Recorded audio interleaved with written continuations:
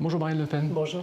Dernière ligne droite de cette campagne en province. Aujourd'hui, le département de Vaucluse, c'est le département le plus pauvre de la région sud Provence-Alpes-Côte d'Azur. C'est un choix de venir plutôt ici qu'ailleurs? Oui, clairement, c'est un choix, un double choix. Le choix d'abord que j'ai fait depuis le début de cette campagne présidentielle, qui consiste à aller dans les territoires, dans les villes moyennes, dans les petites villes, à la rencontre des Français qui, semble-t-il, ne sont pas la priorité du gouvernement d'Emmanuel Macron, plutôt que d'aller systématiquement dans les grandes villes qui voient toujours passer tous les responsables politiques. Et le choix du Vaucluse, c'est effectivement le choix d'un département qui est un département qui est touché par la pauvreté. Or, vous le savez, moi j'ai un projet qui est un projet sur deux jambes, qui est de rendre leur pays aux Français par l'intermédiaire du règlement du problème de l'immigration et de l'insécurité, mais aussi de rendre leur argent aux Français avec toute une série de mesures pour leur rendre du pouvoir d'achat. Alors on va prendre un exemple, c'est un territoire ici, mais ce n'est pas le seul, qui est un désert médical. Comment fait-on pour inciter les jeunes médecins à venir s'installer ici? On les contraint? Non, on ne les contraint pas. Moi, je ne suis pas pour la contrainte, je suis pour l'incitation. Et je pense qu'il faut mettre en place des incitations fiscales, d'ailleurs, pour aider les médecins à s'installer. Mais si je peux me permettre, quand un médecin décide de venir dans une zone sous-dense, il n'y a pas que le médecin et son travail et ses patients. Il y a tout ce qu'il y a autour. Et c'est toute la politique de rééquilibrage des territoires que je veux mettre en œuvre, c'est-à-dire recréer de l'emploi, faire en sorte que les entreprises se réinstallent, grâce là encore à des incitations, financer des infrastructures qui manquent, rétablir des services publics, parce que c'est un tout, parce que le médecin, il a une femme qui travaille aussi, qui doit pouvoir trouver un travail, parce qu'il a des enfants qui doivent pouvoir trouver une école. Vous voyez, c'est vraiment une politique globale que je veux mettre en œuvre. Alors le pouvoir d'achat, c'est la priorité des Français. Vous en avez fait très très tôt le thème de votre campagne. Vous proposez la baisse de la TVA sur les produits de l'énergie. Pour quelqu'un qui utilise sa voiture de façon régulière, c'est le cas des gens qui vivent dans ces territoires, c'est un gain de combien dans son portefeuille? C'est un gain à peu près de 15 € par plein.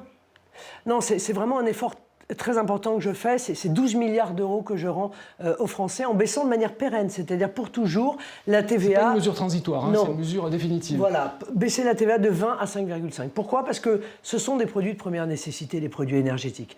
Je veux dire, le fioul, le gaz, l'électricité, le carburant, se déplacer, se chauffer, s'éclairer.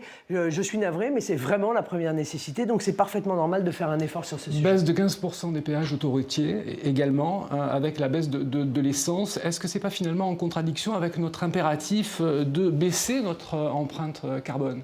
Vous avez dit que vous ne souhaitiez pas sortir de l'accord de Paris. Non, mais il y a d'autres moyens de baisser notre empreinte carbone. D'abord, c'est faire le choix du nucléaire, définitivement, et arrêter de tergiverser, comme Emmanuel Macron l'a fait, contre le nucléaire en début de mandat, pour le nucléaire à la fin du mandat. Il faut créer un mix qui nous permette d'être 100% indépendant et 100% décarboné, et ça, c'est le mix que je propose de construire, nucléaire, hydroélectricité et hydrogène. Et puis, il faut permettre aux Français, effectivement, de mettre en place cette transition énergétique, mais douce.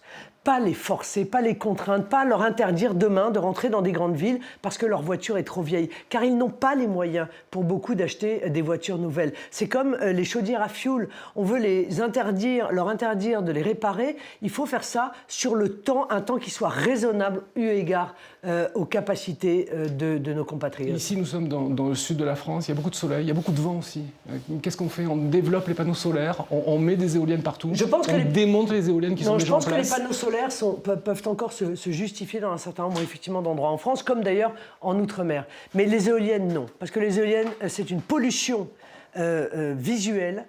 C'est un drame économique, parce qu'en réalité, on est obligé de les subventionner massivement. Donc c'est 4,5 milliards d'euros qu'on déverse tous les ans dans ces énergies qui sont intermittentes. Parce que vous dites, il y a du vent, c'est bien, mais enfin moi, écoutez, je demande aux Français, regardez quand vous passez sur les autoroutes, le nombre de fois où vous voyez des éoliennes qui sont à l'arrêt. Eh bien, quand elles sont à l'arrêt, vous savez ce qui se passe? Ce sont les centrales à gaz et les centrales à charbon qui tournent, c'est-à-dire quelque chose de terriblement polluant. Donc, je pense qu'il faut engager le chantier, en réalité, tranquillement, de démantèlement progressif de ces éoliennes, parce que nous n'en aurons à un moment donné plus besoin si nous faisons les investissements nécessaires dans le nucléaire. Un mot sur les retraites. Vous êtes pour le maintien de la retraite à 62 ans, avec la possibilité, pour ceux qui ont travaillé avant 20 ans et qui ont cotisé 40 annuités et 160 trimestres, de partir donc à 60 ans. Pour les autres, c'est plus tard. En réalité, c'est progressif. Et tout le monde va y gagner jusqu'à 24 ans. si vous êtes entré dans le système jusqu'à 24 ans, vous gagnerez par rapport au système actuel de manière progressive. Alors 2 ans et un trimestre si vous êtes entré à moins de 20 ans, et puis progressivement jusqu'à 42 annuités et 62 ans. Maximum, parce que je crois que c'est raisonnable. C'est un choix politique de permettre aux Français de partir à la retraite en bonne santé et de pouvoir en profiter. Et en plus, c'est soutenable sur le plan financier, contrairement à ce qu'on nous raconte. Et pour ceux qui ont eu des périodes de travail hachées, des périodes de chômage, des femmes qui ont eu des enfants, elles sont obligées de travailler plus longtemps? Alors, les femmes qui ont eu des enfants, elles ont déjà le bénéfice de trimestres. Hein, vous le savez, chaque enfant permet d'obtenir des trimestres supplémentaires. Mais il est évident qu'il faut quand même fixer un nombre d'annuités. Bon. Et pour le reste, rien ne changera en ce sens que, après, la limite maximum, si vous voulez, pour obtenir une retraite pleine, ce sera comme aujourd'hui fixé ça reste, si vous voulez, fixé à 67 ans. Les régimes spéciaux, on garde, on supprime? Mais les régimes spéciaux, ça dépend lesquels. Enfin, je veux dire, le régime spécial des militaires, c'est normal qu'on le conserve. Le régime spécial des pêcheurs, c'est normal qu'on le conserve. Ces régimes, ils n'ont pas été faits pour faire plaisir à telle ou telle profession. Ils ont été mis en place en tenant compte de la difficulté que représentent ces emplois. Pour le reste, ceux de la fonction publique, parce qu'en réalité, ce sont ceux dont on parle. Mais déjà, les mesures ont été prises pour qu'en réalité, au fur et à mesure du temps, ils finissent par s'éteindre. Moi, je veux que ça se fasse, encore une fois, de manière progressive. Je ne veux pas une rupture d'une forme de contrat qui a été passé et qui verrait ces engagements remis en cause de manière brutale. Ça ne va pas finalement creuser un fossé entre les salariés du privé et du public? Non, je ne crois pas. De toute façon, ce n'est pas moi qui en suis responsable de la mise en œuvre de ces régimes particuliers. C'est d'autres que nous. Mais je pense que justement, l'honneur d'un dirigeant, c'est d'assumer aussi les engagements qui ont été pris par ses prédécesseurs. Marine Le Pen, si vous êtes élue présidente de la République, vous ferez un référendum sur l'immigration et l'identité nationale. Ça reste la colonne vertébrale de votre programme, parce qu'on vous a finalement peu entendu sur cette question-là. Je pense que les Français savent très bien ce que je pense sur ces sujets. Et encore une fois, je leur ai dit que une des premières mesures, après celle sur le pouvoir d'achat que je mettrai en œuvre, c'est ce référendum. Pourquoi ? Parce que ça fait 40 ans que les Français ne sont pas consultés sur ce sujet majeur qui est le contrôle de l'immigration. Or, incontestablement, nous subissons une immigration dérégulée, massive, anarchique, qui a des conséquences dans tous les secteurs de notre pays et qui oblige la société à dépenser une énergie folle pour régler, encore une fois, les problèmes que ça pose. Donc, on va régler ce problème de l'immigration et ne seront présents sur le territoire national que les gens qui respectent la loi, qui respectent nos valeurs et qui ont eu l'autorisation d'y être. Dans les territoires ruraux que vous visitez en ce moment et que vous avez visité pendant toute cette campagne, il y a beaucoup de main-d'œuvre étrangère. Ils deviennent quoi, ces gens-là ? Il y a de la main-d'œuvre étrangère, mais moi je préférerais que ce soit de la main-d'œuvre française. Bon, donc c'est la raison pour laquelle, par exemple, je donne un complément de revenus pour les étudiants qui travaillent. Ceux qui travaillent auront un complément de revenus à hauteur de 20% chez eux de leur... Mais je suis navré, mais les Français, ils n'ont qu'un seul pays, c'est le leur. Voilà. Et donc, il faut qu'ils puissent trouver de l'emploi dans leur propre pays. Donc, je mets en place des incitations pour pousser les entreprises à augmenter les salaires, parce que je pense que dans un certain nombre de domaines, c'est en fait la faiblesse des salaires par rapport à la dureté de l'emploi qui fait qu'il y a un problème pour trouver des salariés. Marine Le Pen, les commentaires vous disent plus apaisés, peut-être moins radical qu'en 2017. Quel est votre sentiment par rapport à tout ça ? J'ai vieilli, on en est tous là.